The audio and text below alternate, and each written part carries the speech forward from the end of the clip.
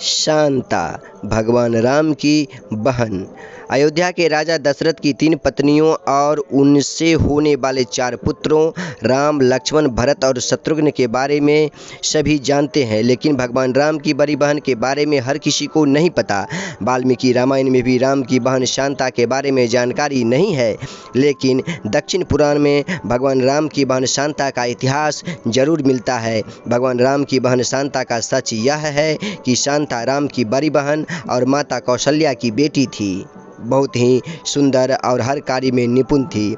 शास्त्र से लेकर पाक कला तक में एकदम पारंगत थी। वहीं रानी कौशल्या की बहन थी रानी वर्षिणी, जिनका विवाह अंग देश के राजा रोमपद के साथ हुआ था। दुर्भाग्य की बात यह थी कि किन्हीं कारणों से उनकी कोई भी संतान न हो सकी। एक दिन वर्षिणी राजा रोमपद के साथ कौशल्या से मिलने अयोध्या आई।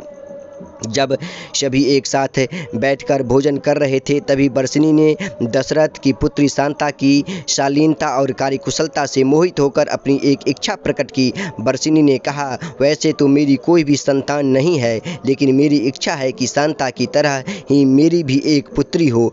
वर्षिणी की इस बात पर राजा दशरथ उन्हें शांता को गोद देने का वचन दे देते हैं। इस प्रकार राजकुमारी शांता अंग देश के राजा रोमपद की पुत्री बन जाती है। एक दिन राजा रोमपद किसी काम से इतना खोए रहते हैं कि उनकी चौखट पर आए ब्राह्मण की आवाज़ उन्हें सुनाई नहीं देती। फलस्वरूप ब्राह्मण को खाली हाथ वापस लौटना पड़ता है। देवराज इंद्र को राजा रोमपद द्वारा किया गया ब्राह्मण का यह अपमान जरा भी रास नहीं आता। वह अंग देश में वर्षा न करने का निश्चय कर लेते हैं। ऐसे में बिना वर्षा अंग देश में सूखा पड़ जाता है। इस वजह से अकाल की स्थिति पैदा हो जाती है। इस समस्या से उबरने के लिए राजा रोमपद ऋषि श्रृंग के पास जाते हैं और उनसे इस समस्या का उपाय पूछते हैं।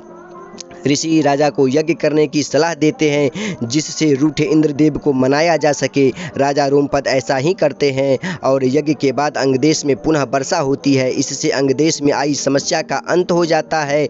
ऋषि श्रृंग से प्रसन्न होकर राजा रोमपद उनसे अपनी पुत्री शांता का विवाह करा देते हैं। शांता के बाद राजा दशरथ को कोई संतान नहीं थी, इसके लिए वह बहुत ही चिंतित रहते थे। इसी कारण वह भी ऋषि श्रृंग के पास जाते हैं। ऋषि श्रृंग उन्हें कामाक्षी यज्ञ करने की सलाह देते हैं। ऋषि के कहे अनुसार राजा दशरथ कामाक्षी यज्ञ संपन्न करते हैं और प्रसाद के रूप में खीर बनवाते हैं। यज्ञ समाप्त होने के बाद जो खीर का प्रसाद था, उसे राजा दशरथ की तीनों पत्नियां कौशल्या, सुमित्रा और कैकेयी ग्रहण करती हैं। कामाक्षी यज्ञ के प्रताप से रानी कौशल्या को पुत्र के रूप में राम, कैकेयी को भरत और सुमित्रा को लक्ष्मण व शत्रुघ्न की प्राप्ति होती है। चारों पुत्रों को अपनी बहन शांता के बारे में कुछ भी मालूम नहीं होता है।